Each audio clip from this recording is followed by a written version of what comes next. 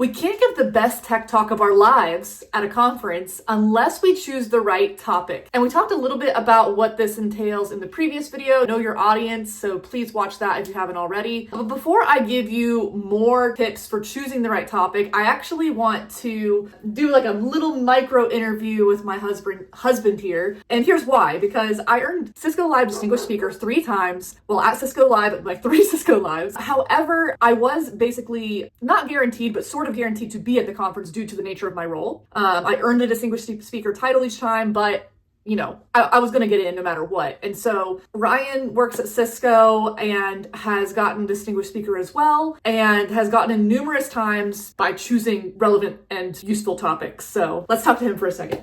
Welcome to my channel, Ryan. Yes, of course. I guess I should stand so it's not awkward, but I'm so winded.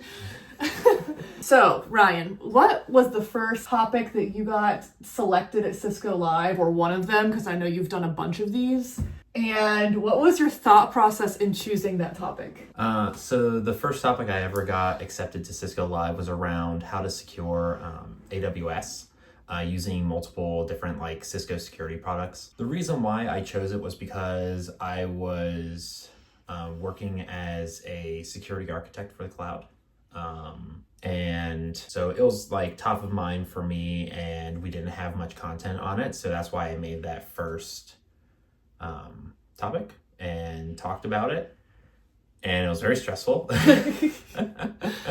And I did continue to go ahead and do similar topics, but they were not about AWS. That one was burned into me as traumatizing, so I didn't do it again. So, you know, lots of people try to get into Cisco Live, right? And a lot of these people also work for the company and are really smart and work with the products and, you know. So what was it about your topics that you felt like maybe were like, hey, we have to have this here at the conference this year? A lot of the topics I chose were just because I was interested in it. It was something that I thought was a need or something that we were missing. So I like to keep on top of trends, new tech that's been or being talked about or coming out soon, things that are coming up in the trends. So something that might have been out for a little while, but it's now more trending than it used to be. I will look at those and kind of be like, oh, what really excites me? And then I'll choose that topic to talk about. Generally, I'll just make a concept. I'll do a little bit of research into the topics to see if there's something that I want to talk about for them, and then I will make a proposal. And I don't even have a presentation done for these usually. I just make a proposal, and if it gets accepted, then I actually start to work on the presentation that I'm going to make. But that's generally how I do it. I do things that interest me and then I think are a need in, you know, the sessions that haven't been there before. So you are interested in the things that you're presenting on, and they're things that are at least a little bit cutting edge or not being discussed that you think should be, right? Yes. Are you also concerned with it being relevant to people at Cisco Live? Because, you know, there's lots of new tech all the time, and, you know, not everyone at every conference maybe cares about everything. No, I don't care about that at all. All right, well, that's where him and I differ then. The thing is, if I'm thinking about it, other people, I'm sure, are also thinking about it. Yeah. I don't particularly worry about it. If it's something that I find interesting and I think is a need, then I'm sure other people are also thinking about it. So yeah, I don't worry about it too much. Now, I do try to make it as easy to follow along and understand the topic as possible for everyone. All right, so those were great tips, and I agree and follow a lot of that. Ryan, just to kind of wrap up picking your brain, what advice would you give to people who either want to get into Cisco Live to speak on something they care about, or just any tech conference? It could be your first tip or a top tip. Mm-hmm. Do something that's interesting to you. Don't choose something that's oversaturated. And when you're pitching it, don't pitch it super technical. Just make it like it's a sales pitch. That is a great point. Your proposals, I felt like, because I got to review certain proposals while I was a developer advocate in certain subject matter domains, and half the time it would be really technical, or I'd have no idea what attendees were going to take away from it, or you know what I mean? It just, yours were very much like, this is why you should care. Yep. Yeah, and follow the template that's given. Usually there's some sort of template given for submitting a a talk, make sure you follow it, because there are places that are very strict about following that template. If you don't, they'll just not consider you at all. So follow the template, make it more like a sales pitch and not a super technical, in-depth proposal. Because your presentation is to appeal to engineers or technical people, but you have to be accepted by these people who, let's be honest, probably are less technical. Wouldn't you say? Yeah, that's true. Yeah. Yeah. Okay. Thank you so much for your wisdom, Ryan. Of course. Yes. Glad to be here. All right, so Ryan summed up pretty decently what the strategy is for choosing a topic, but I have slightly differing opinions. And I also think that people have different personalities, and some people will have to try a little bit harder to choose things that are going to be well received or blah, blah, blah. And so again, I think these tips are still useful. We talked about, again, in the last video, knowing your audience, understanding them, what they actually need and care about. I know Ryan has said that he does not.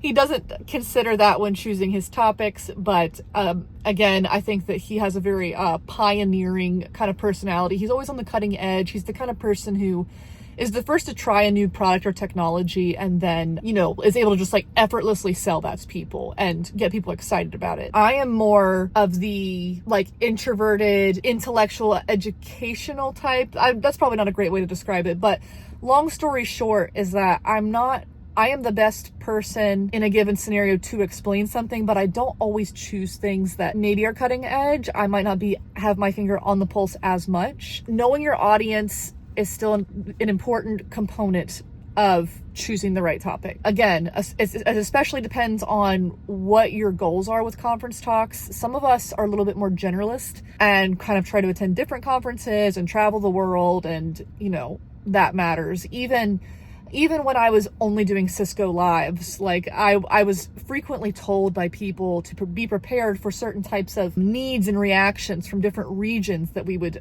hold a conference at. Tip number 2, which he covered, is you do need to choose something that you're interested in. And the way I phrase it is something that is within the realm of your expertise. So when it comes to keeping abreast of cutting edge technology, it's very unlikely that you're just immediately going to dive into it, right? So an example, it would be, you know, I'm a developer, I know programming languages, and maybe something that is within the realm of me becoming an expert at is a new JavaScript framework that comes out. I don't know this JavaScript framework, but it is close enough to my current field of expertise that I could teach on it. Again, when I was at Cisco, the session that I got distinguished speaker on a lot was my GitHub Copilot, which is an AI coding assistant presentation. And as someone who codes, presenting on AI coding assistants, that wasn't a huge stretch, especially from like a practitioner's point of view, not a super big, deep AI point of view. Now, that being said, I have other interests, right? Like I've started diving into cybersecurity. However, when it comes to cybersecurity, I'm very careful about what I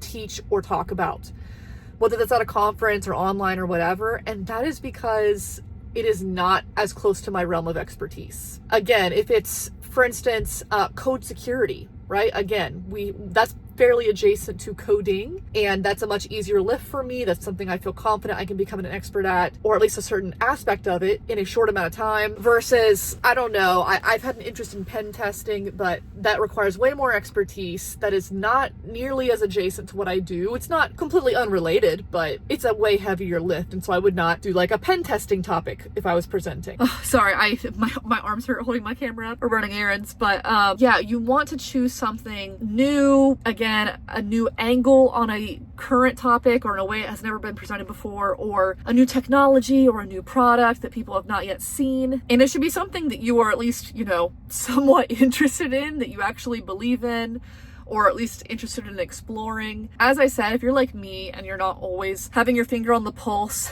of the latest technology, the latest cutting edge stuff as quickly as someone like Ryan, that is the point of being online. So typically I'm subscribed to a few different newsletters that I think do a good job of staying on top of new technology. I follow thought leaders in the space. I talk to people, I gather people like Ryan's, right? Your network matters. A presentation a little bit takes a village. Even with my expertise in doing presentations, it's not like I don't talk to anybody or work with anyone while doing it. And keep in mind that it doesn't have to like literally never been talked about. Like, oh, it just got announced yesterday, and if people start posting about it or doing talks on it, now I can't. Obviously there's a window of forgiveness, because even when things are announced or become a thing, it takes a long time for everybody to come around and actually learn about it, or at least try to learn about it. That being said, again, certain conferences will favor certain new technology, whatever. So the case with a lot of companies right now is AI, right? And so I think that's why we end up with so many AI presentations and why so many of them suck, because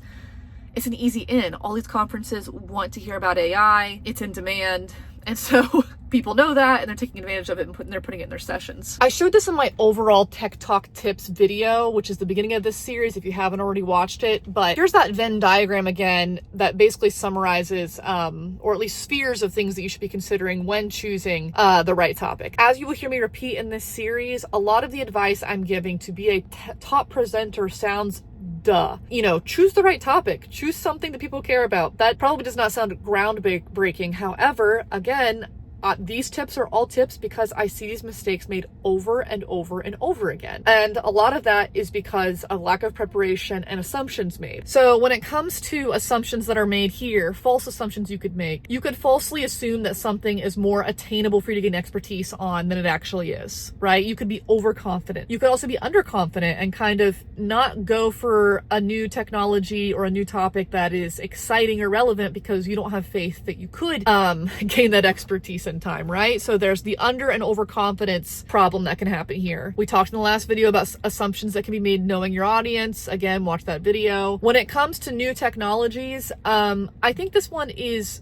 more difficult to make assumptions about or mess up, especially if it's something that you can just kind of see, hey, it was released this year. I mean, that's newish enough. Or hey, I see articles being written. That seems like it's generating interest. I think kind of to Ryan's point earlier, if there's something that people mess up when it comes to choosing a relevant or choosing a new topic or technology, it would be not explaining why it matters. So engineers sometimes will just learn new tools and concepts because they are just nerds at heart, right? And that's great. But from a conference presenter's point of view, why the heck does anybody need to know about this? So when I did my GitHub Copilot, you can come in. When I did my GitHub Copilot presentation, right, it was for an AI coding assistant. I was presenting this to network engineers and in my proposal, I specifically talked about specific ways in which it was going to make coding for network engineers easier, coding for network automation easier. Not just, oh, there's an AI coding assistant now, right? These people who are in IT and network engineers might have been like, who cares? Like, we're not developers. The point was my proposal was like, hey, no, this makes your job as people who write scripts easier. And I'll actually go ahead and paste that screenshot right here so that you can take a look at how I worded that. Now, I also know that there are plenty of engineers who don't consider themselves prolific writers or communicators. And so if that's a concern you have, I feel like this is a situation where you could use AI to your advantage, where you could try writing your own proposal in the best words that you can use, and then maybe give ChatGPT, another AI assistant, examples of proposals from the conference that you plan to present at and say, hey, can you reword this to sound like this? So you use like the same tone to be the same length. The description needs to be enticing, you know, it should sound exciting. It should explain what the outcomes of the session are, right? Like, is this just a high level overview? Are people going to walk away with sample code? Are people going to know how to do something in particular when they leave? That should be specific. It should be around the average length of other proposals at the conference. So again, if you write only a 2-sentence description, it could be exciting and it could be accurate, but you're trying to make the conference presenters see like, hey, my session fits here. Like, don't let them like overthink anything. The same thing if it's too long, like they might just think it's a really good written proposal and just ask you to shorten it, but they also might get overwhelmed by the amount of text, or your attendees might get overwhelmed by that amount of text and not sign up, etc., etc. I don't know, Ryan, do you have any thoughts on like your proposal for your session? Follow the proposal guidelines. Oh yeah, you said that already. They tell you how long it's maximum supposed to be. If it's over that, they just toss it out. Okay, yeah, so I guess a lot of the conferences are going to be very hardcore specific and you don't maybe have to do the guesswork, but yeah, they'll say like 500 words or something like that, or they'll have a character limit. You have to make it fit in that. If you can't do that, then no, you're not going to get your session approved. It's simple, right? So simple. It's so simple. Yeah. Just follow the rules. Yeah, guys, just follow the rules and you just instantly get in. You know, it may feel like you have a lot that you want to shove into this proposal. you can shove that into the presentation. Don't shove it into the proposal. That's my recommendation. Yeah, good point. And also, a lot of times, can't you make changes to your proposal? You can. Okay, well, I got to do that.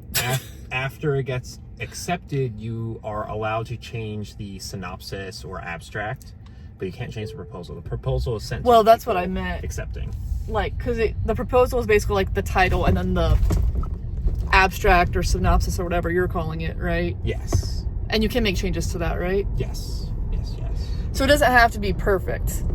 Yep. It's kind of what I'm trying to get at here. Go There's ahead. actually something else. If you want, when looking for these things, you need to search for a CFP, commonly referred to as a call for papers. That's what most conferences call these submissions for talks.